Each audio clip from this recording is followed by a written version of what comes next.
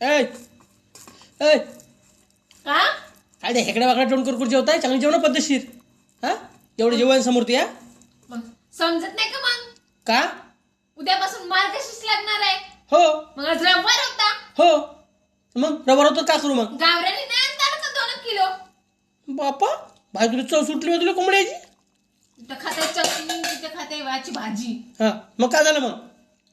हा तर घास न जाता अंदर बाहेर येत आहे. अरे बाप्पा का लोकांच्या घरी कसं गम गम घम घम वासा सुटल्या. तू वासा घेत होती का आता बाहेर तू? मग म्हणून नका ते नका डोका डोका होती का पाहत होती? हो ना. बाप्पा बाप्पा चांगली वास तुला आली वाटतं कोंबड्या वांबड्याची आता.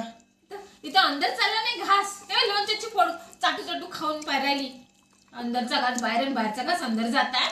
बाप्पा बाप्पा कोंबडं कोंकून देते हड्डी हड्डी दिसून राहिली पूर्ण. कोंबडं तर कुठं तू दाखवते तू कोंबडं?